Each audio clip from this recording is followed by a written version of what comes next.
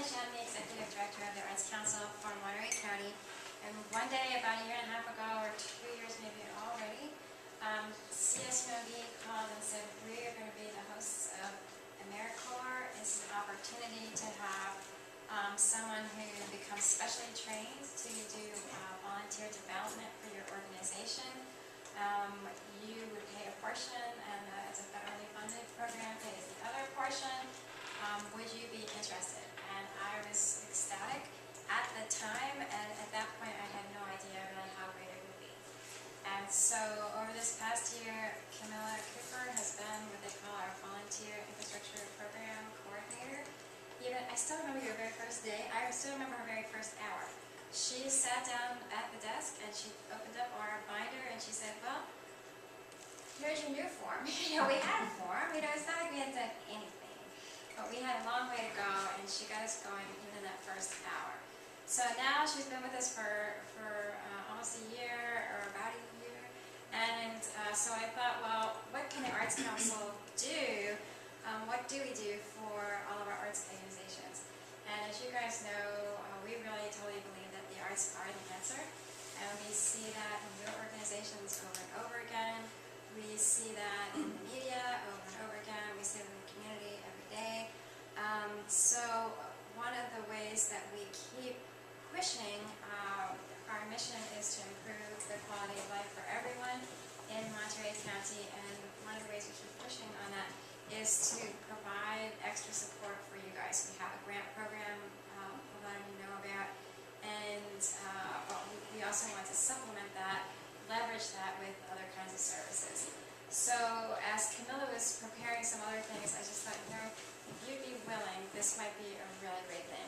So I know a lot of you already have good information about volunteering, nurturing them, scheduling them, figuring out what to do. But Camilla's just been through an amazing training, and she brought with her and just kept developing more and more savvy about how to do it right. So we thought we'd share that with you guys. And thanks, Camilla, for putting this together. So thanks, everybody. So again, my name is Camilla Cooper. I've been with the Arts Council about 11 months now. And through AmeriCorps, we have weekly trainings on how to build infrastructure for any organization we're working with. It's a really great program because you get training and then they put you right into it. They say, okay, it's time to recruit. You're like, oh, okay. So a little background about myself. I'm from Los Angeles. I graduated from UC Santa Cruz with a degree in theater. And I met Paulette. She called me up and said, hey, here's a position. You're interested? I said, yes.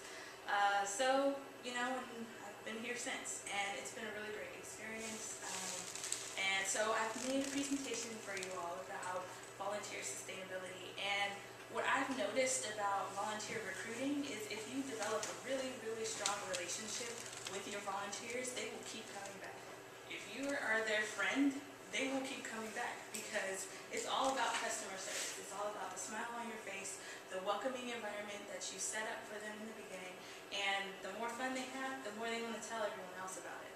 So that's been my experience coming here and learning about volunteer recruitment. Who are your volunteers? Your volunteers are students, parents, retirees, military personnel, the employed, the unemployed, the transitioning, anyone that wants to give time to a mission that they believe in. Volunteering is really important for any stage of life that you're in because you get to give of yourself and not necessarily receive a monetary exchange, but you get an emotional connection to something you believe in. You get an emotional connection to the people that you're working with, and it gives you purpose. Sometimes people in this, wherever they are, they might not have purpose, and this kind of helps them guide them to the next steps in their life.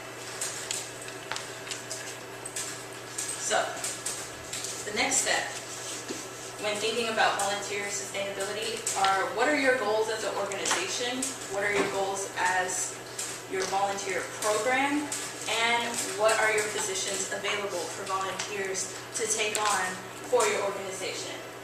Why do you need volunteers? Do you need volunteers just to send out mailings? Do you need volunteers at events being liaisons for your organization?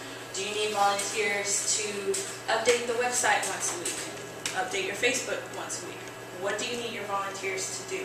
If you have a direct idea of what your volunteers will do, you'll be more likely to recruit volunteers for those specific positions. If you create position descriptions, that gives an even more clear idea for people to say, oh, well, I can do that because that sounds like something that I'm interested in, I'm good at it, and I'm willing to give the time. Other than, oh, I can come for a couple hours and do ... So having some purpose and direction behind what you need your volunteers to do, kind of prepping before you even talk to them, is a great way to focus what kind of volunteers you want to recruit. So what positions can they hold to help your staff? So if you have a business manager who needs to do an annual audit, what can volunteers do to take the pressure off your business manager so that they can in turn get work done and have help on the side, so they're not stressing about all the work that they have to do to push the organization further? Visions and goals that you have for your volunteer program. So think about if you had to write down in a timeline how many volunteers you want to recruit by the end of the year. Setting goals for yourself will push you to a certain direction. You want to project direction so that you can look back and say, oh, I recruited 5 this year, maybe I want to do 10 next year. If you get that 5, then say what worked, what didn't work, and how you can improve. So just consistently going over your volunteer program and revisiting your visions and goals for the program itself. Any questions? Let me know if I'm moving too fast. Alright, so where do you find these volunteers? I'm sure you all know friends are like top priority for volunteers. It's easy to say, hey, let's go to dinner tonight, but let's volunteer tomorrow.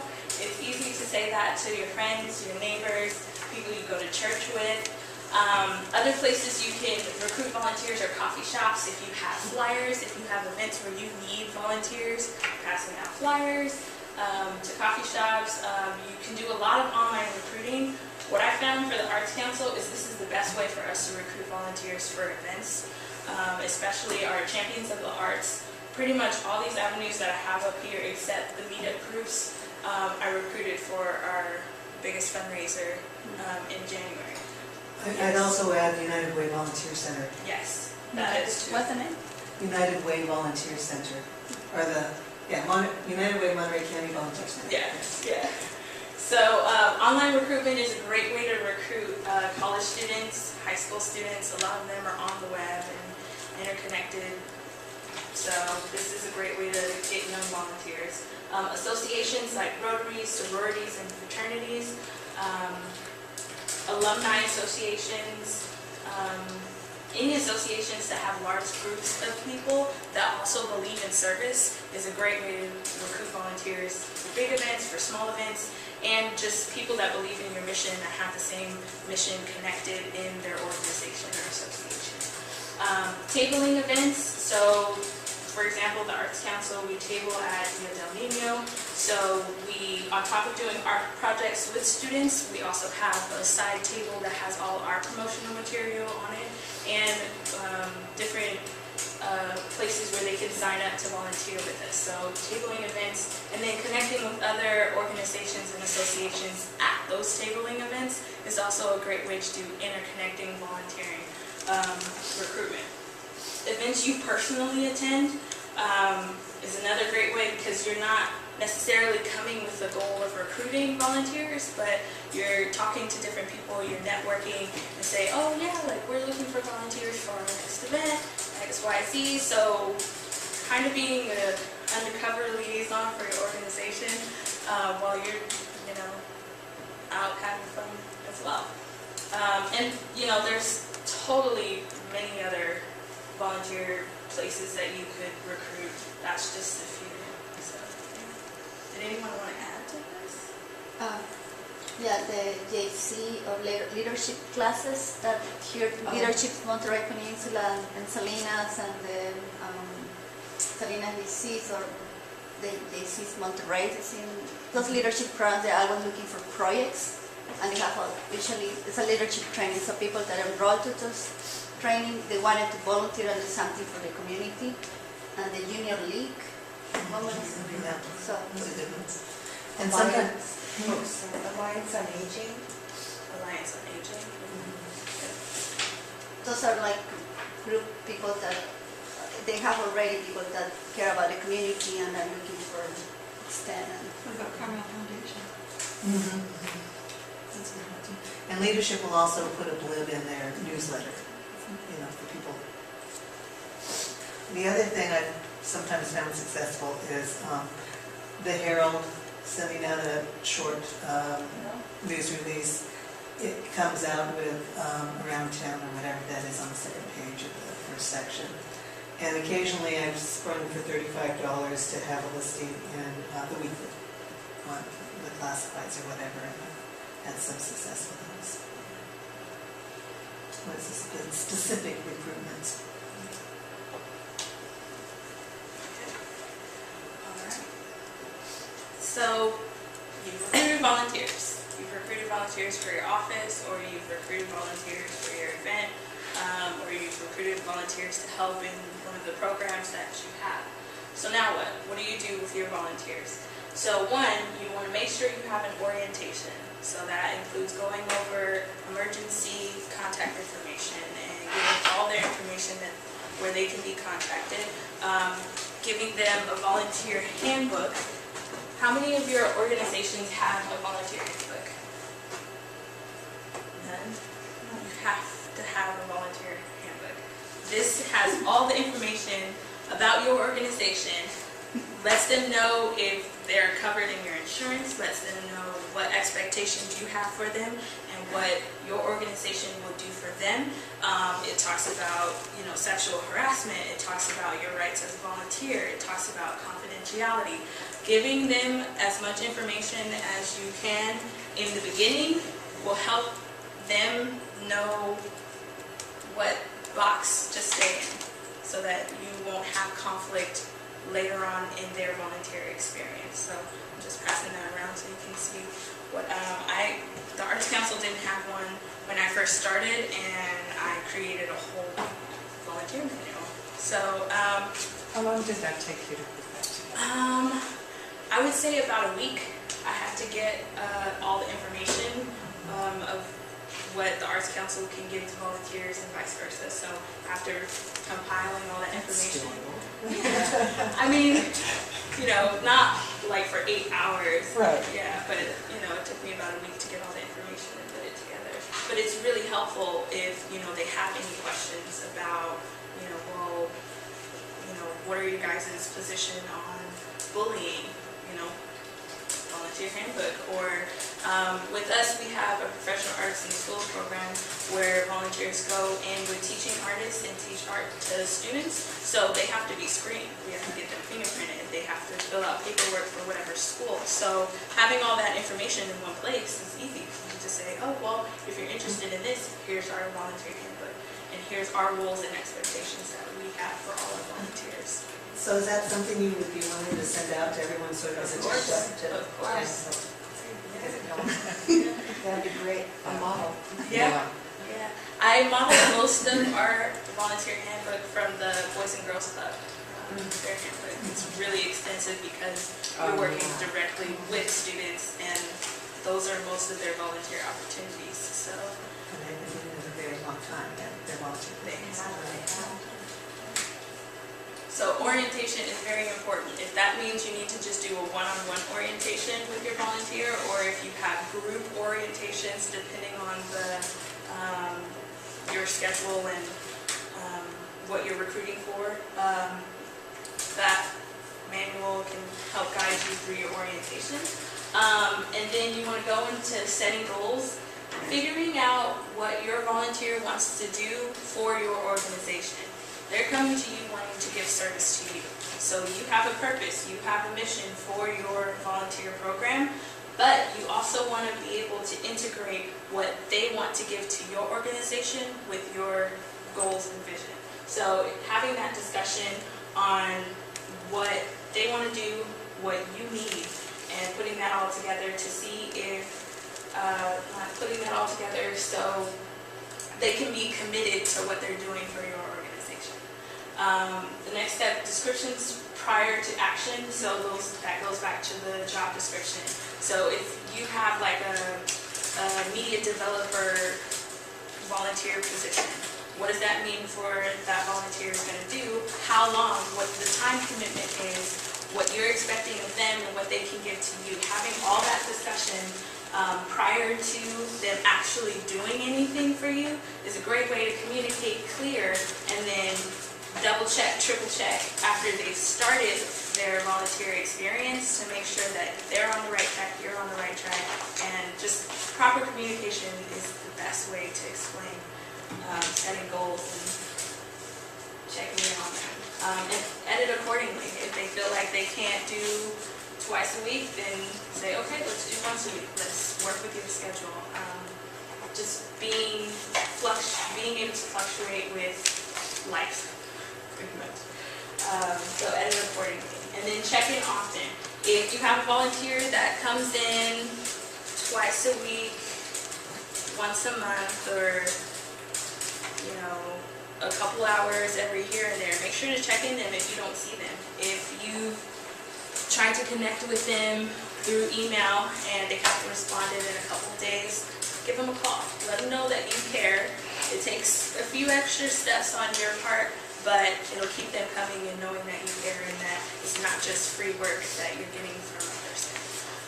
So customer service is key to responsive volunteers. If they feel a part of the team, they will most likely keep coming, and that's been our experience here at the Arts Council. So, any questions on that? Do you consider or include an agreement? Yes, I do. Can pass this around. There's a confidentiality agreement and two other paperworks. It might be in that volunteer manual. So confidentiality agreement. We do a publicity release. English and Spanish, and then we also have, volunteer agreement form. So I'll pass that around as well.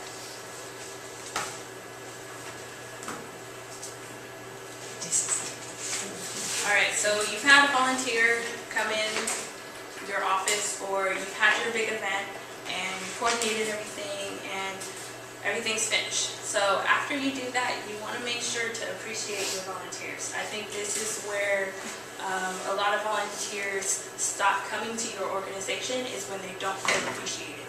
When they come in and do service with you, or they go to the event and they're there and they're having fun, and then in the end you say thank you. You say thank you. You did wonderful today. We really appreciate it. Sometimes that's not enough. Sometimes that makes them feel good on the inside, and other times you have to send a thank you card, you have to call. Sometimes if this is a public event, saying thank you to all my volunteers who helped create this program. It wouldn't be possible without them. Sometimes doing other than a personal verbal thank you will make them feel feel very appreciated. It's kind of like that warm, fuzzy feeling, like when you're a little kid and you do something right, and the teacher's like, oh my gosh, Tish, you did so well today. You know, that makes you feel good, but sometimes you need a little more than that. And everyone likes to be appreciated differently. So during your orientation, you want to make sure to ask them how they like to feel, how would they like to be appreciated. Would they like a thank you card? Would they like a phone call? If you have a newsletter, you can highlight their service in your newsletter, or if you have like a Facebook page, you can tag them like, thank you, Camilla, for your work you did yesterday. 5 students have increased their reading because of you. And everyone on your organization's Facebook page can see that, and they can say, oh, like, this is public, people can see. You know, it's a really good way to appreciate your volunteers, because they do just come and they serve at your organizations because they love the mission that you believe in. So think about that a little. Like I said earlier, a little more work on your part will keep your volunteers happy and suggesting your organization to their networks. So if you start off with having a volunteer that's your friend, she's going to say, she or he, if they're having a really good experience, hey, Julie, I'm having a really good time at Tori. So you should come and volunteer with me. It's so much fun. So that's 2 volunteers, and then that's 2 different networks that they can reach out to their friends about, and their churches, and their schools. And that's, word of mouth is the most powerful way to get people excited about service, to get them excited about your mission and your purpose and your organization. So appreciate it. So I make this like really complicated circle graph, but I really feel like it sums up all of what a sustainable volunteer program is.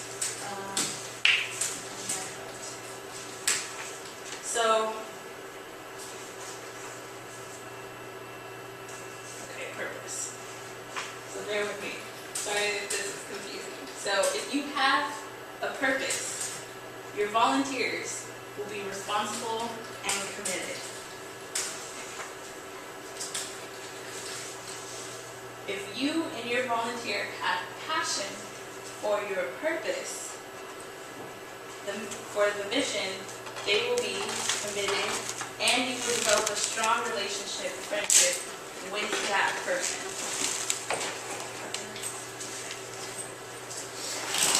Successful appreciation will build strong relationships and friendships with your volunteers using great customer service. So that includes active listening, a welcoming personality, anything that has to do with customer service. Following up and following through. If you do those things with great customer service and take responsibility for the goods and the bads of recruiting, you will have a sustainable volunteer program.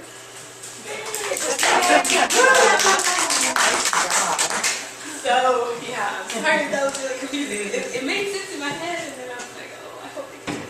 So, that's what it looks like. That's your sustainable volunteer program.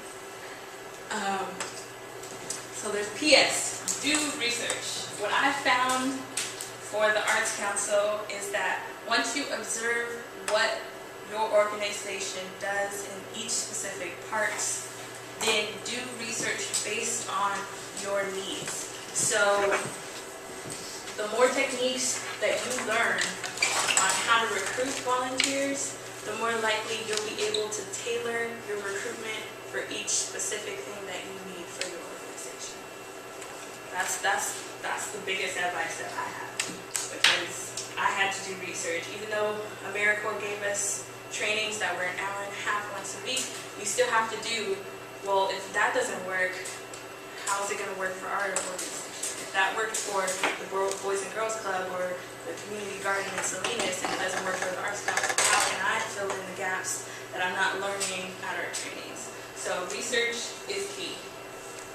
It really is. And what were the things that you learned about working with the arts organizations that was different from other organizations? I would have to say, let's see, let me think.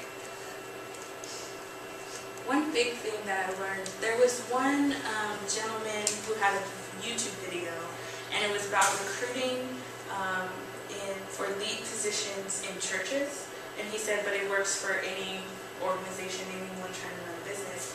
And it said to make a list of all the people you know that could fit those job descriptions that you have, and then call them and ask them, would they be willing to commit to those positions? So already tapping into your network first and seeing if they'll fit in those positions. And if it's like a yes, a maybe, put them in a different chart.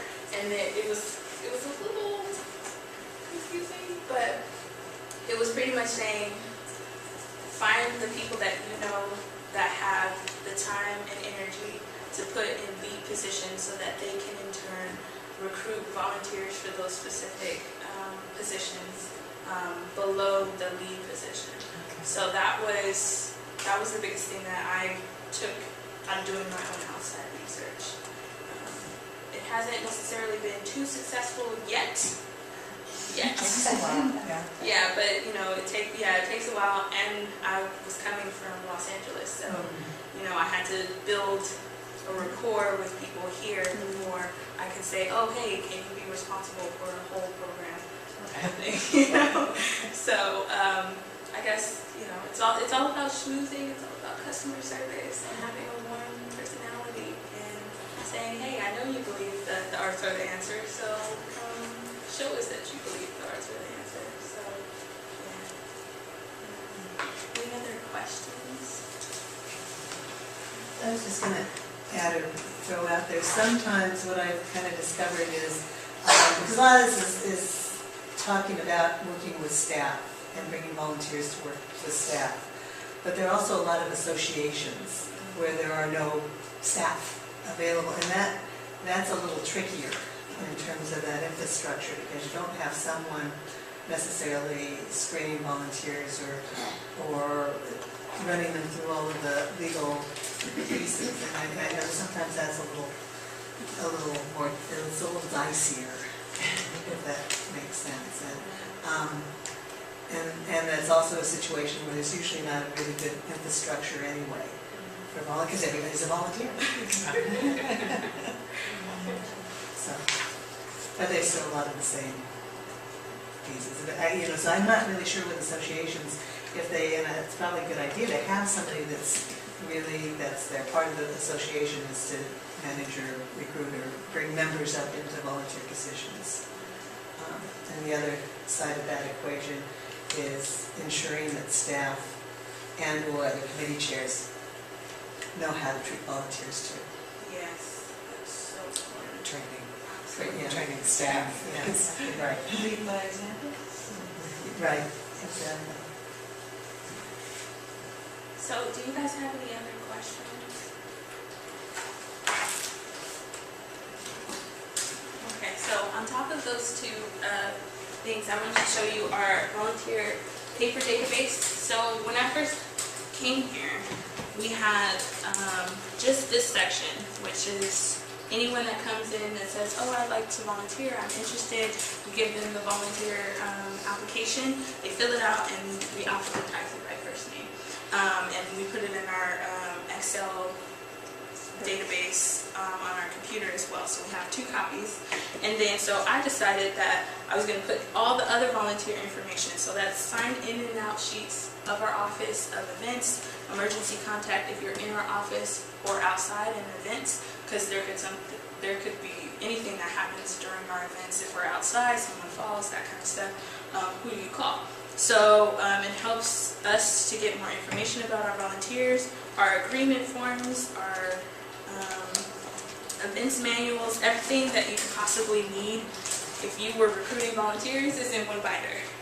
So that's also really, really important, especially if your organization is big or small, because it's easier to have one place than, oh, so-and-so has the screening information, and so-and-so has this, and so-and-so has that, and then insurance is over there. That can be confusing, especially if you do decide to make this a position in your organization. You won't have as much information central, so they can say, your staff can even say, oh, I have a volunteer coming in, but I don't have their emergency contact information. Oh, let me look. Bam, it's all there. So making that really convenient for your staff and other volunteers, just in case they're, Madeline said she was coming in, but she didn't. Do you have her number? Oh, it's all right there. So yeah, I just wanted to put that out there too. Good job. Really? Yeah. So yeah, I hope that was simple and easy. Good luck. That's what I have to say. Good luck. During this process, it was really difficult. Some months it was like, okay, we have like 5 volunteers. We're rolling in volunteers. That's awesome. And then other months it's like we have 0. Okay, all right. We still have to move along. So Yeah, what I wanted to say, like, Camila was super good describing the job work that every volunteer needs to do, because sometimes you come here and they're there and somebody already is doing it, but when she wrote the description, everybody knew what was expected, and that helps a lot, and that was like making sure the volunteers know what to do or expecting. I know it's more writing, but that was very important and helped a lot. And letting them know the importance of what their particular job is.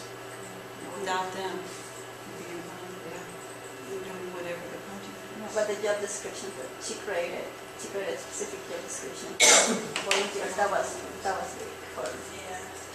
Well, I think that goes back to building relationships and communication, and really that's the foundation and the glue stick that keeps people coming back. And absolutely, job descriptions, it gives you that parameter so that there's that foundation of communication and you both know what's expected. Huge. Yeah, that was huge. I remember a story from the SPCA once where the volunteer coordinator was just apoplectic because this volunteer kept washing blankets for the dogs. And she didn't know how to, it wasn't a job description, she shouldn't be doing this, and how do I stop this volunteer from doing it? The volunteer thought she was doing this for a job, and the volunteer coordinator was over in the corner just having fits about this volunteer who didn't volunteer. But did they talk to each other? Yeah. Yeah. Checking in often. Right. As she checked in often, it's been like, I see that you've been washing, blankets, but let's revisit our job description. If that's something that you want to do, because it's not here, and we have other people who can be responsible for that. So checking in is very important.